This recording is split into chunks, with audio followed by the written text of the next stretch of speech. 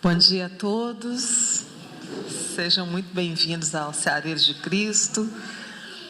Eu vou ler uma mensagem do Vida Feliz, esse livrinho aqui maravilhoso da Joana de Ângeles, para fazer a nossa prece de abertura.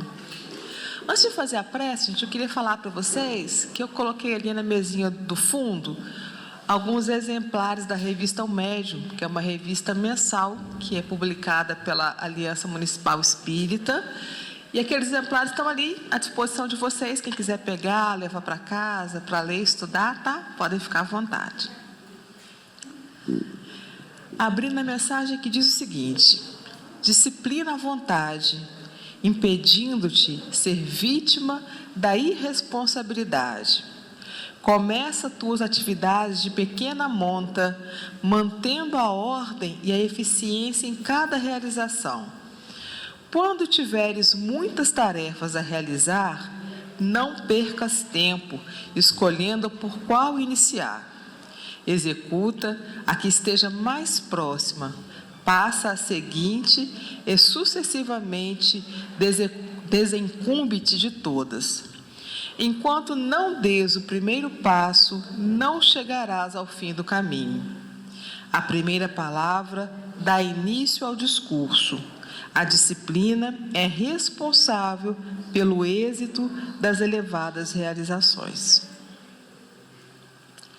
Vamos fazer a nossa prece então, né?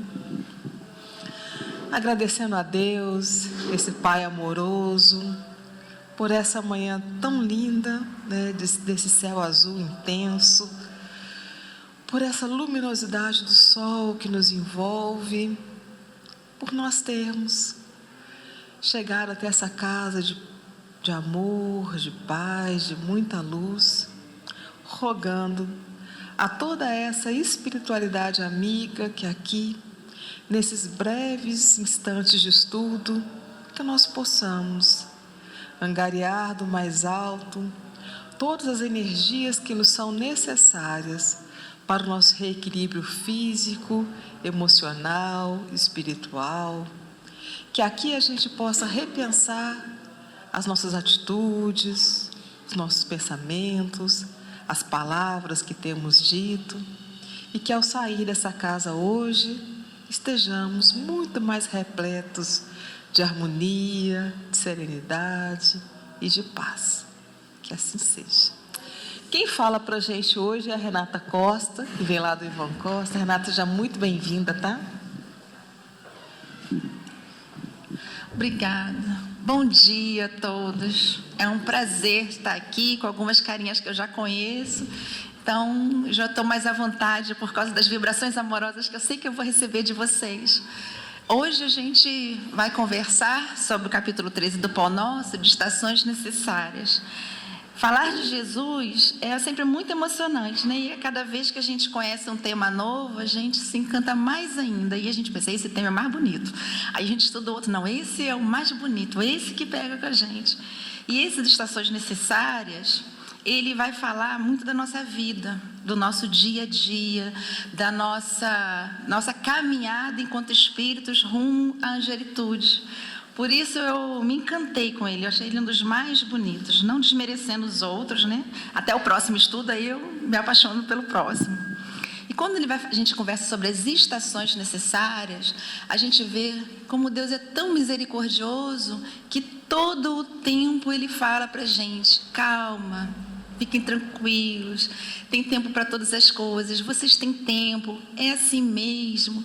E a gente vai ver lá em Eclesiastes, né? Já no capítulo 3, como Deus já falava para a gente, já nos inspirava: olha, há um momento para tudo e um tempo para todos debaixo do céu. Tempo de nascer, tempo de morrer, tempo de plantar, tempo de arrancar as plantas, de rir, de chorar, de viver, de morrer. É um capítulo longo, então quem tiver a oportunidade de ler, é muito bonito, porque a gente já vai sendo aconselhado: calma, vocês vão passar por todas as fases, não se angustiem, faz parte da vida, nós temos que viver muitas coisas, a gente vai aprender a calar, mas vai ter um tempo que a gente vai falar pra caramba também, tempos de guerra, de paz. Então ele vai falando sobre todas as nossas passagens, sobre todo o nosso momento evolutivo, e ele vai nos acalmando, porque nós vamos conseguir achar o equilíbrio. E aí, quando a gente volta para as estações necessárias, vai falando dos nossos ciclos, né? Da natureza, que não dá saltos. Então, nós temos fases nas nossas vidas, os nossos invernos, nossos verões, as nossas primaveras. Isso tudo vai acontecendo no decorrer que a gente vai se melhorando, que a gente vai evoluindo. Então, o Pedro, né, em Atos capítulo 3, versículo 19, isso é uma fala de Pedro, quando ele fala: arrependei-vos, pois, e convertei-vos, para que sejam apagados os vossos pecados, e venham assim os tempos de refrigério pela presença do Senhor. Essa passagem é muito bonita, porque a gente vai encontrar lá na Amélia Rodrigues, ela vai explicar o que aconteceu. E lá na Bíblia também fala, mas ela fala de uma maneira tão bonita. Ela fala do momento, da noite, da tarde, que estava quente, mas tinha aquele vento, aquela ambiência, né? Então, quando o Pedro vai com Tiago no templo orar, tem um coxo de nascença, que ele está lá, muito triste, mas ele fica pedindo esmola. Então, é aquela passagem que o Pedro fala: não tenho prata e nem ouro, mas o que eu tenho eu te dou. Levanta-te em nome de Jesus. E aí, ele levanta. E aí começam a uns falarem que era sacrilégio, outros falarem que era uma bênção de Deus, e tem toda aquela confusão. E Pedro olha para eles e fala: mas qual é o problema de vocês? Só que a Amélia Rodrigues fala que aí ele já vem inspirado. E ele lembra eles: israelitas, o que é isso? Vocês não conheceram Jesus, que pregava e que curava os cegos, os coxos, os leprosos? E aí Pedro, ele é inspirado, e aí vocês leiam o capítulo da Amélia Rodrigues, porque a gente vai só falar por cima, e eu estou contando com as minhas palavras, mas o texto é muito bonito, e vai lembrando de tudo que Jesus fez, as pregações, que ele também foi muito louvado, foi muito judiado, e aí recorda ele com mais ênfase na voz: olha, vocês não souberam entender Jesus naquela época. Vocês o denunciaram, o traíram, entregaram para Pilatos. Pilatos já estava propenso a libertá-los, mas vocês impuseram Barrabás. Então, vocês um criminoso. E aí dá aquela energia na população, e aí ele amansa a voz e fala: mas está tudo bem, não vos preocupeis com isso, arrependei-vos, né, para que os seus pecados sejam perdoados. Então ele já fala com tudo isso, porque ele vai contar: olha, está tudo bem, porque estava escrito que o Cordeiro passaria pela crucificação, que ele provaria a imortalidade da alma pela ressurreição, e assim todas as coisas aconteceram. Então ele fala: tudo bem, ele acalma a população. Então é essa passagem de Atos que tem quando Pedro fala isso, que é a nossa passagem, que são as nossas estações. E aí a Amélia Rodrigues, ela continua no livro, porque ela fala dos tempos de refrigério, porque a gente tem que se acalmar em virtude de tudo que aconteceu da crucificação de Jesus, que foi um impacto muito grande, foi uma tempestade horrível, mas que eles tivessem que se acalmar e administrar aquilo para que os tempos de restauração viessem, porque muitas outras coisas viriam. Então Pedro estava acalmando a população para que eles se arrependessem, pensassem no que eles tinham feito, para poder fazer o caminho de volta, porque outras tempestades viriam. Então já estava preparando a gente, né? Nós, a humanidade para aquilo. E a Amélia fala que tudo isso, toda essa passagem, ele fez inspirado pela espiritualidade, porque era uma coisa que ficaria marcada. E aí a gente volta para o texto do Pão Nosso, né? Que aí o Emmanuel continua falando que os crentes, os inquietos, quase sempre admitem que o trabalho de redenção se processa em algumas providências convencionais e que apenas com certas atividades externas já se encontram de posse dos títulos mais elevados junto aos mensageiros divinos. A maioria dos católicos romanos pretende a isenção das dificuldades com as cerimônias exteriores. Muitos protestantes acreditam na plena identificação com o céu, tão só pela enunciação de alguns hinos, enquanto enorme percentagem de espíritas se crê na intimidade de supremas revelações apenas pelo fato de haver frequentado algumas sessões. E aí a gente foca na nossa doutrina querida, né? Na gente contra o trabalhador. E isso é muito interessante, porque isso não é ruim a gente fazer isso, mas não é só isso. Então, eu trouxe um texto, eu só vou pedir permissão para vocês para lerem só nas numerações, porque eu não decorei todos os números, né? A quantidade de coisas que a gente faz. Mas o texto em si, que muitos já conhecem, que é a ficha do Contos e Apólogos, que retrata muito isso do exterior, que conta a história de um jovem chamado João Mateus. Era um grande trabalhador da doutrina, muito atuante, como muitos de nós. Ele gostava, ele fazia por amor e era de verdade. E aí ele teve um sonho, uma noite, e os mentores iam levá-lo para conhecer essa altitude. Mas aí o mentor falou com ele: olha, mas antes de a gente ir lá, para não passar vergonha na porta, vamos fazer sua ficha aqui, dar uma olhada, que é para ver se está tudo ok, para a gente poder ir sem nenhum constrangimento. E ele fala: tá bom. Aí ele fala para ele: olha, você nasceu em 1904, com um berço manso, os seus pais eram carinhosos, você era muito inteligente, cérebro claro, instrução digna, bons livros, juventude folgada, boa saúde, invejável noção de conforto, e vai falando tudo o que ele teve, a vida perfeita.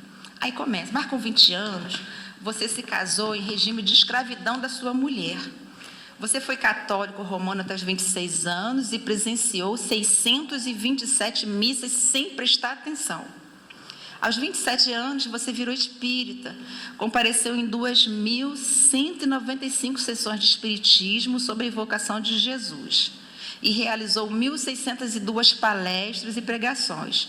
Escreve páginas comoventes, é um notável narrador, é um polemista. Você teve 4 filhos sem criar nenhum.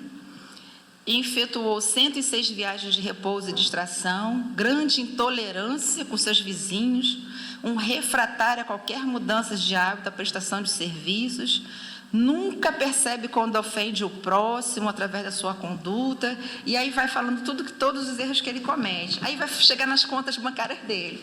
Assim: olha, você tinha 600 mil cruzeiros na conta, você guarda no seu lucro particular de 302 mil reais, mas para ajudar Jesus através dos mendigos, você só deu 90 centavos.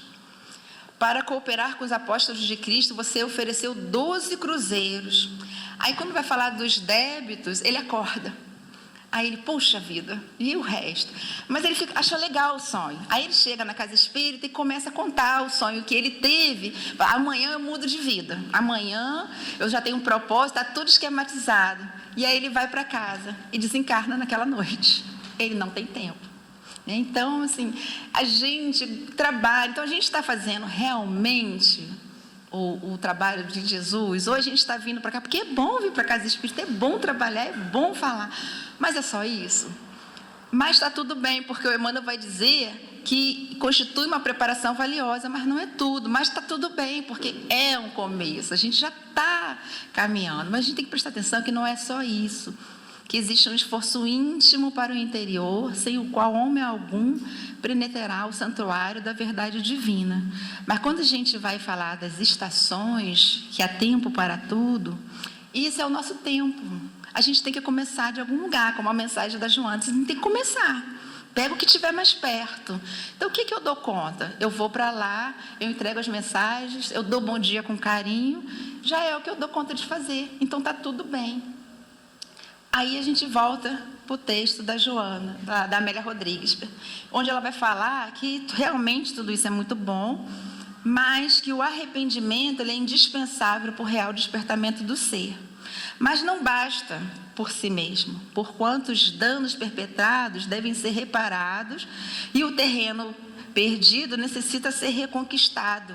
O passo imediato já se encontra no ato de arrepender-se, que é sofrer pelo mal que se praticou, despertar para a conscientização íntima, gerador e amargura pelo desperdício de tempo gasto e pelos prejuízos causados a si mesmo e ao próximo. Tal sofrimento, no entanto, é benefício, pois consolida o arrepender-se. Entretanto, faz-se urgente a etapa final, que é reparar o mal produzido, recompor o que foi danificado e refazer o caminho percorrido. E é onde a gente vai encontrar reforçado o que ela está nos ensinando. No Livro dos Espíritos, né, na questão 999. Não basta arrepender-se. A gente tem que... No arrependimento ele é muito importante, porque eu entendi que eu pratiquei o mal. Eu entendi que isso foi horrível. E aí começa o meu sofrimento. E agora, o que é que eu faço? E aí a gente vai para o Livro dos Espíritos, que tem a expiação e a reparação, que também é muito bem desenvolvido no Céu e Inferno, quando ele também vai falar na parte do Código Penal da Vida Futura, na primeira parte, no capítulo 716, ele vai explicar detalhadamente o que é o arrepender-se, o que é o expiar e o que é o reparar. Que a expiação, que a gente tem medo, meu Deus, eu vou pagar. Não, eu só vou consertar o mal que eu causei. Essa é a expiação. É o cumprir da lei da ação e reação, né? Tem tempo de plantar, mas tem o tempo de colher. E aí a forma como eu vou colher é que importa. E aí a gente vai ver que está tudo bem também, porque a gente está em aprendizado. Então a gente tem que primeiro entender o que a gente está fazendo, que é o conhecimento, a asa do conhecimento, para que depois eu consiga desenvolver o sentimento. E aí a gente vai lá no livro Ação e Reação, que tem um exemplo muito bonito, que é o caso do Silas, o assistente do Druso, que era o mentor responsável pela moção. Então, quando ele recebe um caso para ele ajudar, né, que é a obsessão do Luiz, ele é obsediado pelos tios, porque o pai desse Luiz, quando virou herdeiro, ele mata esses irmãos para ficar com a herança. E não dá certo, ele desencarna, as coisas não saem como ele quer, ele vai para uma região muito inferiorizada, mas o Silas, ele é designado para resolver essa questão, porque é um problema dele, Silas. Então, quando ele vai conversar com os obsessores, que são os tios do menino, Clarinda e o Leonel, ele consegue atingir os obsessores, porque ele começa a narrar o caso dele. Que ele, quando estava encarnado, ele ficou órfão de mãe muito novo e o pai ficou sozinho. Então ele sai para estudar fora, para se formar, e quando ele volta o pai está casado. Então a mágoa dele é que tem que dividir a herança com a madrasta, que era jovem. Mas a madrasta era uma boa pessoa, não tinha nada que abonasse. Então o que ele faz? Ele começa a investigar a vida dela e descobre que ela foi apaixonada por um primo e que o primo está vivo. O que ele faz? Amizade com o primo, coloca o primo dentro de casa, porque aí vai reavivar o sentimento dos dois. E quando ele consegue que os dois desenvolvam esse sentimento, ele faz o pai pegar. Quando o pai pega, o pai mata a esposa, adoece ela e mata. Aquilo dói nele, porque ele pensou que ele fosse ficar feliz porque ele ia herdar sozinho, mas ele não fica. E um dia ele está passando mal, ele pensa que vai tomar bicarbonato e toma cianeto e desencarna como suicida. E aí começa todo o sofrimento dele, filho, e do Druso, pai, porque o Druso era o homem, era o pai que assassinou a esposa. Então, quando os dois têm o arrependimento, eles têm a opção, né, de sentir culpa e paralisarem e se vitimarem pelos erros que eles cometeram, ou trabalhar, começar o processo de expiação. Por isso eles estão naquela casa, naquele trabalho, porque eles têm que desenvolver o amor, a empatia, o socorro ao próximo. E o André Luiz pergunta, mas os mentores não sabem onde que ela está? Sabem, claro que sabem, mas a gente ainda não tem merecimento para isso. Então a gente ainda tem que desenvolver sentimentos. Então eles estão lá há muitos anos recolhendo essas almas, porque a jovem, depois que desencarna, ela se revolta. E aí ela vai para a treva direto. Então ela enlouquece. Então, no decorrer do livro, que tem outras histórias, eles recolhem um espírito feminino em situações andrajosas, muito sofrido, alucinada, dementada, mas ela repete o nome dele o tempo todo: Druso, Druso, Druso, Druso. Então eles identificam ela pelo que ela fala, porque ela estava irreconhecível, de tão debilitada e machucada que ela estava. E aí... Perdão, é uma cena tão bonita, porque todo mundo começa a chorar, porque todo mundo conhece a história, mas não sabia em que momento isso ia acontecer. Então, eles se despedem da administração da colônia e vão se preparar, porque o Druso vai reencarnar novamente como o pai, o Silas vai ser o irmão dessa moça. Enquanto tudo isso, ela vai para um tratamento, porque ela está dementada, ela não tem condições ainda. Agora, imagine essa família, como que não vai reencarnar o amor dessa menina, a energia contra esse pai, esse irmão. Olha a misericórdia de Deus e não nos permitir a recordação, porque não ia funcionar muito bem ela sabendo que aquele pai e aquele irmão tramaram contra ela no passado. Mas tem tempo. Errou, teve a estação vernosa da vida, mas vai ter o tempo da colheita, eles vão ter o tempo da reparação. Então, é uma passagem muito bonita, porque nós cometemos erros e às vezes a gente se prende naquilo e se acha incapaz de continuar, porque a gente fica culpado. Os pais, quando brigam com os filhos pequenininhos, o menino nunca mais vai se lembrar, mas a gente nunca vai esquecer daquele dia que a gente exagerou e não precisava. Aquilo fica martelando. E se a gente jogar isso para uma proporção maior, a gente para de caminhar. E aí, onde a gente deveria tomar uma atitude, a gente não toma, porque a gente se culpa pelo passado. Então, a gente não anda. Tem que tomar atitudes enérgicas, continuar agindo, a gente não age. Porque a gente, não, eu exagerei lá atrás, vai que eu exagero de novo. Então, eu não faço. Então, a minha culpa começa a me prender, a me segurar. E não é isso que Jesus quer. Porque se Paulo tivesse ficado na culpa, a gente não tinha conhecido o cristianismo. E ele não mudou a personalidade dele. Com a mesma personalidade de Saulo, ele andou como Paulo, porque ele tinha que manter enérgico. Agora, se ele se sente culpado, não, eu fui agressivo, agora eu vou pedir com educação. A primeira surra ele tinha demandado, porque ele sofreu todas as consequências, daí o sofrimento. Então, ele estava no resgate do que ele praticou. Aí ele pensa, mas a doutrina espírita prega o sofrimento. Se você não sofre, você não é uma boa religião, porque eu tenho que sofrer, e Deus não é boa nova, não é alegria. E aí vem a doutrina e fala, mas e a colheita? E o que você fez? Como é que você vai organizar o mundo depois de tudo que você desfez? Então, é isso que Deus fala com a gente. Mas eu não preciso só do sofrimento. O sofrimento ele é importante porque eu entendo. E aí, quando eu entendo que eu magoei o meu irmão, aí eu sofro. E aí, Emmanuel continua. A palavra de Pedro, a massa popular, contém a síntese do vasto programa de transformação essencial que a toda criatura submeterá para a felicidade da união com o Cristo. Há estações indispensáveis para a realização, porquanto ninguém atingirá de vez a eterna claridade da culminância. Antes de tudo, é imprescindível que o culpado se arrependa, reconhecendo a extensão e o volume das próprias faltas, que se converta, a fim de alcançar a época do refrigério pela presença do Senhor nele próprio, aí chegando a habilitar-se para a construção do reino divino. Então, divino em si mesmo. Então, é importantíssimo que a gente entenda. E a gente foi criado simples e ignorante, então realmente a gente não sabe. É como os nossos bebês, eles erram, eles metem o dedo na tomada, se o fogo estiver aceso, eles vão colocar a mão lá. A gente tem aquele instinto egoísta, você tem que ensinar. E tem crianças que são mais difíceis, você tem que ser repetitivo, criar filha é cansativa.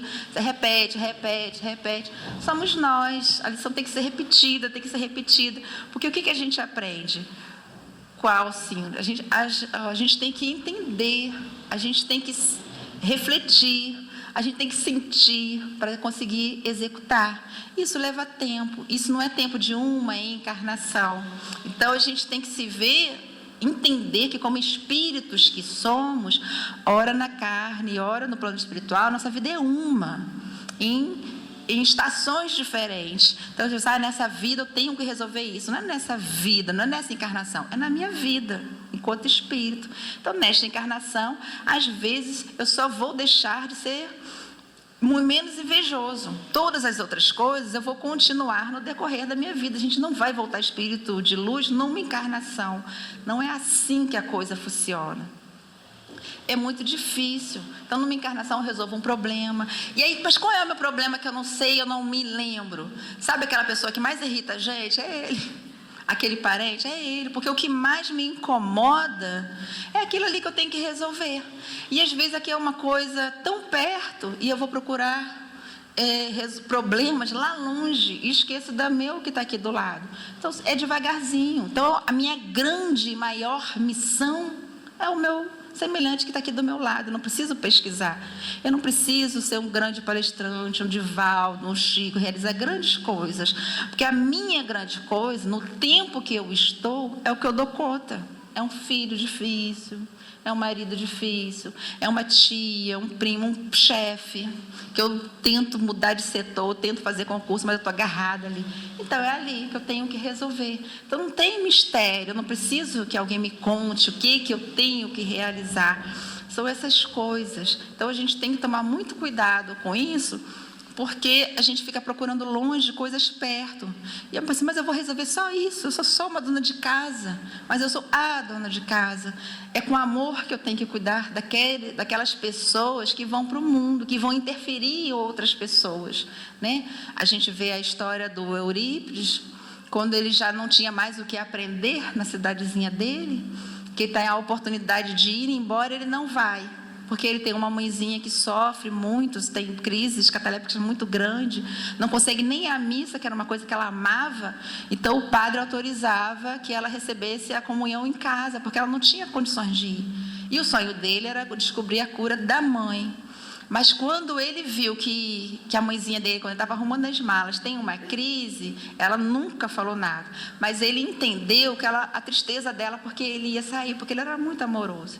Então, o que ele faz? Ele guarda, desfaz a mala, guarda tudo e nunca mais toca no assunto. E se tornou Eurípides Barçanufo. Não precisou sair da cidadezinha dele. A grande missão dele foi ali. Mas eu quero sair, eu quero conhecer o mundo, eu estou amarrada porque eu tenho que cuidar dos meus pais que precisam de mim. Eu estou amarrada, eu não consigo ir porque alguém está aqui. Já era o momento de eu viajar, já era o momento de eu fazer isso. Mas nós viemos a trabalho, nós viemos para aprender. E a doutrina não questiona o problema de eu viver, de eu passear, de eu gastar. Não é esse o problema. Nós estamos na Terra, temos que viver as coisas da Terra, temos que ser gratos a Deus por todos os benefícios que nós temos. A gente tem realmente que fazer tudo isso, mas não é só isso. A gente tem o direito, sim, de gastar, porque a gente tem, de fazer as viagens, as festas, sim. Mas o problema é quando eu não cumpro com a minha obrigação, porque às vezes eu me perco. O mundo ele é muito sedutor. E se eu me deixar levar, hoje tem uma festa, então eu vou, sério, semana que vem, porque hoje tem. Aí a semana que vem, nossa, está frio, chovendo demais. Não, a semana que vem. E aí assim, eu não saio de mim. Eu dou coisas, mas eu não me dou. E é isso que o Evangelho vem trazer para a gente. Isso que a doutrina fala. Você tem que se doar. Não é dar coisas, porque isso é importante, mas não é só. Vir aqui, bater papo, porque a gente encontra com amigos, a gente se abastece dessa energia. Então, a gente está sendo beneficiado. Mas e aí? Mas e se sair daqui eu tiver que resolver um problema? Poxa vida, vou semana que vem, segunda-feira, que aí é dia de semana, mas domingo... né? Mas às vezes a pessoa precisa da gente no domingo, às vezes liga para a gente de madrugada, a gente está dormindo no quentinho, pega um Uber aí, vai que eu já estou chegando. Não, a gente vai porque a pessoa está precisando da gente, do nosso bem-estar, que a gente não pode fazer nada, mas a gente pode segurar na mão dela, passar, eu estou aqui, não sirvo para nada, mas eu estou aqui. E isso já é importante. A gente não precisa falar, fazer grandes coisas, porque às vezes a gente não tem. E às vezes a gente tem, e não é isso, como o moço rico quando encontra com Jesus, que ele tem tudo, que ele faz o tudo, mas quando Jesus fala, larga tudo que tem e vem, ele não consegue, porque ele não queria perder todo o aplauso que ele tinha. Ia ter uma corrida na outra semana e ele queria ser privilegiado, ele queria ser aplaudido. Então, ele não conseguiu abrir mão do ego dele. Então, ele não vai. E ele não tem tempo, porque ele morre nessa corrida. Então, a gente não sabe qual vai ser o tempo da nossa colheita. Essa data a gente não tem. Então, a gente tem que estar pronto. A gente tem que viver, cuidar do nosso corpo, né? Como se a gente fosse viver por 100 anos. Mas a gente tem que cuidar da alma como se a gente fosse morrer amanhã. Que a gente não sabe. Então, é isso que o Emmanuel veio trazer para a gente, porque a gente tem que identificar onde é que a gente está para entender o que a gente tem que fazer. Vou ler, porque ele vai tá no livro Luz Acima, e é exatamente isso que o Emmanuel vem conversar com a gente. E eu achei essa história muito bonitinha para a gente, que são as nossas estações, né? Esse capítulo também está no Roteiros de Jesus. Ele também foi reproduzido nesse livro. Também é o capítulo 3 lá. E aí o irmão X vai narrando a história de quando o mestre visitou um aprendiz pela primeira vez, encontrou ele mergulhado em leituras edificantes. Ele queria saber tudo, ele queria aprender tudo. Então, um pouco eu vou contar com as minhas palavras, porque o texto é grande, né? E a gente não vai ter tempo para tudo. E na passagem de Jesus, aí eu leio para poder a gente ser fidelidade ao que ele fala. Então, quando o mestre vê esse rapaz, esse aprendiz, conhecendo o Evangelho, estudando, fala para ele assim: abençoado seja o filho do conhecimento superior. E aí ele vai embora, e o rapaz fica. Mais tarde ele volta e vê esse menino inflamado. Ele está maravilhado com tudo que ele aprendeu. Tudo era perfeito. Então ele queria, sabe, quando a gente lê um livro, assim, agora eu vou ser Alcione, que vier eu recebo, mas tudo na teoria, porque se alguma coisa acontecer, a gente não vai dar conta. Então ele estava na teoria, ele não estava propenso a fazer nada, mas ele estava muito empolgado, muito, porque era tudo que ele precisava saber. E aí o companheiro eterno afaga-lhe a fronte e diz: louvado seja o apóstolo de ideal. E vai embora. Tempos depois ele volta e registra uma mudança nesse discípulo. Vê que ele já estava tentando impor o que ele aprendeu. Mas ele estava impondo com energia agressiva. Porque ele queria que as pessoas entendessem o que ele entendia. Então ele estava criando guerras sem sangue. Porque ele estava impondo às pessoas, exigindo e cobrando, e com isso ele estava começando a assumir graves responsabilidades para o futuro. Porque ele queria renovar tudo. Sabe quando a gente acha que sabe e o outro não entende? Como assim que não entende? E aí a gente começa a ficar com raiva, e aí as nossas respostas já vão totalmente atravessadas, e porque a gente gostaria que o outro visse o que a gente já está vendo. Mas assim, não é por maldade, é porque a gente acha que o outro precisa ser salvo. Sabe quando o filho não obedece? A gente manda, faz isso, e o menino quer ir para outro canto, e a gente está vendo que ele vai quebrar a cara, mas ele quer ir, e aí a gente, porque é a nossa verdade, é o que a gente está entendendo, mas não é mal. É porque a gente, na nossa concepção, acha que tem que ser aquilo. Então a gente faz de verdade com o nosso coração. E aí o compassivo, recebendo-lhe a sinceridade cristalina, acaricia-lhe as mãos inquietas e anuncia: amparado seja o defensor das verdades. E sempre que ele vem, ele entrega a ele as mãos dos mensageiros. Então, entrega a ele a proteção dos missionários fiéis, para continuar protegendo, e vai embora. Tempos depois, ele volta novamente.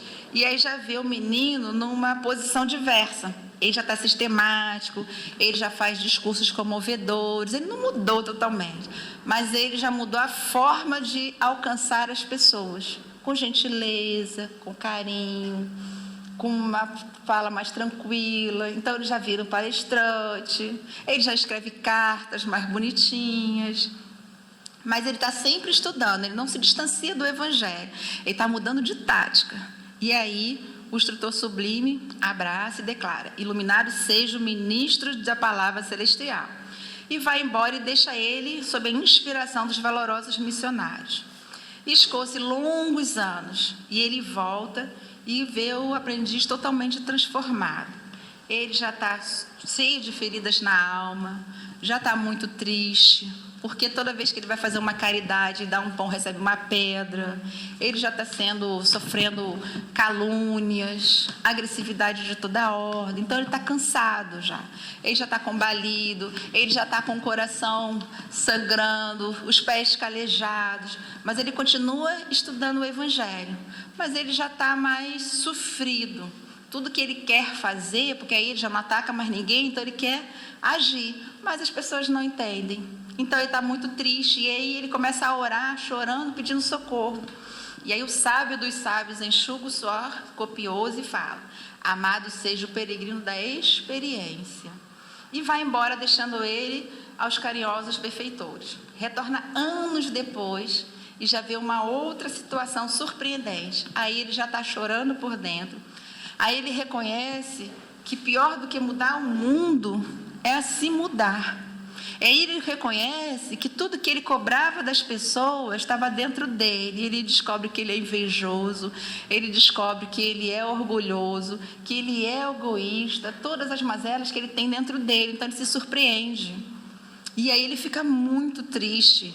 Então tudo que ele para de cobrar das pessoas, e aí ele percebe os ataques das trevas toda vez que ele tenta mudar um defeito que ele tem. Mas aí ele continua em oração, ele continua estudando, ele continua pedindo socorro, mas ele se reconhece extremamente fraco. E como que ele vai mudar isso? E aí o divino amigo seca-lhe o pranto e exclama: bendito seja o irmão da dor que santifica. E vai embora. E aí volta anos depois e vê ele já totalmente renovado. Então ele já prefere calar, ele já não briga mais com ninguém. Ele compreende que a alma do outro é ignorante, que um fruto verde não pode realmente ter sabor agradável. Ele não se preocupa mais com os inimigos. Ele começa a orar pelas pessoas que perseguem ele. Ele já não dá, a inveja, o ciúme, o despeito, a cólera não perturbam mais ele, porque ele já entende que ele está num processo, que esses sentimentos são normais, que isso vai passar. Então, quando ele já começa a trabalhar para Jesus, as pessoas, as almas sombrias, já começam a segui-lo para tentar se iluminar da luz que ele já está irradiando, e ele não vê, mas que ele já tem essa luzinha. Então ele começa a exemplificar o Evangelho dentro do coração dele. E aí ele já está bem combatido, já está bem cansadinho, mas ele já está feliz. E ele já vê o sofrimento de uma outra forma. Ele já está entendendo que ele está conseguindo encontrar Jesus, que ele sempre orava, ele sempre pedia, onde que Jesus estava, como é que eu vou cumprir o programa do mestre. Agora ele já estava entendendo como é que ele cumpria. E aí o Senhor, encontrando em semelhante estado, estreitou os braços de coração a coração, proclamando: bem-aventurado o servo fiel que busca a divina vontade de nosso Pai. E desde então passou a habitar com o discípulo para sempre, porque aí ele alcançou. São as nossas estações. Nós seremos luz, seremos anjos, mas a gente tem que aceitar a estação em que a gente está. Mas é um processo, porque a gente vai passar por essas fases, nós estamos em aprendizado. E se eu não viver, eu não sei. Eu não sei socorrer um irmão que está sentindo fome, porque eu não sinto fome. Eu tenho comida a hora que eu quiser, então eu não conheço aquela dor. Então eu tenho que viver com eles, eu tenho que sentir o que eles sentem. Foi o que Jesus veio fazer. Tem uma passagem, João pergunta para Jesus por que Jesus veio socorrer a gente pessoalmente. Ele não poderia mandar os anjos ou mandar a boa nova? E Jesus olha para o mar e fala para ele: imagina que você está se afogando e eu falo para você ter calma, porque alguém vai chegar lá. Não é melhor eu pular e te pegar? E aí você não vai confiar em mim, vai me entender? Então não tenho como falar para uma pessoa: calma que isso vai passar, se eu não estiver do lado dela, se eu não estiver amparando em presença aquela pessoa. Mas eu não vou saber fazer isso se eu não vivi isso, se eu não conheço isso. Então nós passamos por todas essas fases, por esses tempos. A gente planta, a gente colhe, a gente chora, nós temos as nossas estações. Só que essas estações, quando a gente identifica, aí a gente tem os tempos de refrigério, que era o que Pedro falava. que a gente se arrependesse para que os tempos de refrigério viessem, porque outras tempestades viriam. E eu tinha que estar equilibrada para administrar, porque se eu entro de uma tempestade, de uma e outra, sem parar para raciocinar, eu não vou conseguir, aquilo não vai dar certo. E aí o Emmanuel, ele vai concluindo, falando que se realmente compreendes a missão do Evangelho, identificarás a estação em que te encontras e estarás informado quanto aos serviços que deves levar a efeito para demandar a seguinte. E aí a gente vai lá no Livro dos Espíritos, onde um sábio da antiguidade já vos disse: conhece-te a ti mesmo. Porque se eu não tenho a coragem de assumir o que eu sinto, porque a gente fala assim, invejoso, eu não tenho inveja. Egoísta, não, eu dou aquele casaco que eu não uso há anos, eu não sou egoísta. Se a gente não assume, a gente não sabe em que estação a gente está vivendo, qual é o meu momento, em que fase da vida eu estou, até para saber para onde que eu vou, qual é o caminho que eu vou me direcionar. Então é isso que o Emmanuel fala das nossas estações, né? Porque às vezes a gente está muito bem, olhando para Jesus, caminhando sobre as águas, depois a gente dá um desperto, a gente afunda. Aí Jesus tem que ir lá puxar a nossa mão e botar de volta. Homem de pouca fé. E é a gente. Mas está tudo certo. A gente cai, e Jesus puxa, a gente continua caminhando. Ou às vezes a gente acha que não vai sair daquela situação, mas a gente sai, porque existe um tempo para todas as coisas. É claro que na hora que a gente está no sofrimento, aquilo ali parece que leva 100 anos, que não vai passar, mas vai. Quando eu aceito, quando eu me resigno naquela situação, é assim mesmo. Mas agora, o que é que eu faço? Né? Porque Jesus fala para a gente, olha os pássaros dos céus, olha os lírios dos campos. Se o Pai cuida deles, não vai cuidar da gente? Não é o corpo mais importante do que a veste? Então, a gente é importante. Mas a gente precisa do aprendizado, mas a gente precisa tomar uma atitude, porque a situação de vítima também não cabe mais para o vista do conhecimento que a gente tem. É muito bom ser acolhido, ser vítima, porque dá um conforto para o coração, né? A gente tem os nossos benefícios, ser o coitadinho, mas isso não faz a gente caminhar. Porque uma hora a pessoa vai precisar seguir e eu vou ficar sozinha. Então, quanto mais rápido eu reajo, mais rápido eu saio daquela situação. E isso não é fácil, isso leva tempo. Às vezes eu não vou vencer aquilo nessa encarnação, então eu não preciso ficar desesperado. Meu Deus, para onde que eu vou? Vou para um umbral, a gente morre de medo do umbral. Né? Mas a gente já pode viver esse umbral aqui, quando eu me recuso a caminhar, como eu me coloco na posição de coitado. Nós somos. A gente tem que entender que a gente está aprendendo. Nós somos filhos, somos alunos. Então, a gente vai errar mesmo. Agora eu já entendi que isso eu não posso fazer. E eu sigo. Mas que a gente tem que entender que fez errado, isso a gente tem que entender. Não devia ter feito, eu fiz muito errado. E aí o sofrimento vem da nossa falha, mas esse sofrimento tem que ser ativo. Eu não posso ter um sofrimento que ficar estático, da inércia. Eu tenho que reagir, porque aí eu vou trabalhando. E são assim que os mentores fazem com a gente. Eles viveram o que a gente vive, então eles entendem. Então eles nos amparam, então eles têm paciência, porque eles sabem. Então, essa mensagem dessas estações, que é a nossa vida enquanto espírito. A gente não passa por essas estações numa encarnação. A gente passa por essas estações na nossa caminhada, enquanto espíritos que somos.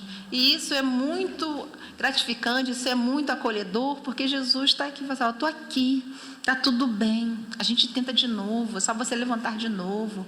E os mentores vêm dando exemplos da vida deles, de que tantos eles erraram, para a gente entender, não, se ele errou e está aqui, então eu também consigo, como muitos conseguiram.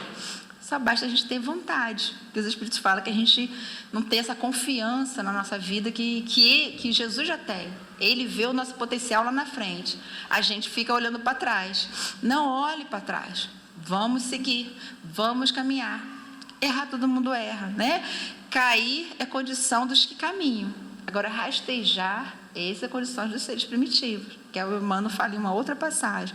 Então, faz parte, então está tudo bem. A misericórdia de Deus está aqui, não vai desamparar a gente jamais. E essa era a mensagem que a gente veio passar para vocês. Muito obrigada. Pessoal, bom dia. Que eu não tive a oportunidade ainda de cumprimentar, né? Que Jesus continue abençoando aí a jornada da Renata, o nosso abraço à turminha lá do Ivão Costa, né? Nossos amigos. Pessoal, então nós vamos agora fazer a nossa prece, né, de encerramento. E agora a gente vai unir os nossos corações, os nossos pensamentos, porque a gente não pode deixar de agradecer, gente, a essa manhã que nos recebe.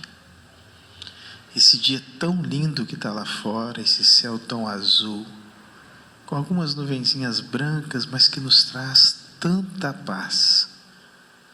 Esse ar puro que nos é ofertado abundante, o verde das folhas, o colorido das flores, a alegria das aves, tudo preparado por aquele que é o nosso Pai. Nesse dia em que nós celebramos a paternidade e divina missão, aonde nós podemos exercitar o amor da maneira mais apurada que nós ainda podemos o conceber. Mas, acima de tudo, celebramos hoje a certeza de que temos um Pai. Um Pai que cuida, que vela e que zela por cada um de nós. Um Pai que nos escuta, que acolhe os nossos pedidos. Um Pai que é a causa primária de tudo. É a inteligência suprema, mas acima de tudo, é o Pai justo, é o Pai bom, é o Pai amoroso, é o Pai onipresente, onisciente.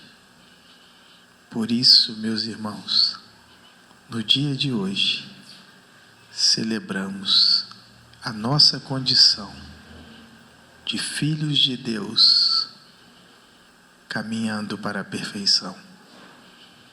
Por isso, Deus, nosso Pai, muito obrigado pela existência de cada um de nós. Que Deus nos abençoe, hoje e sempre. Assim seja. Amigos, aqueles que desejarem receber o passe, podem aguardar, que a gente vai estar chamando aos grupinhos de 9.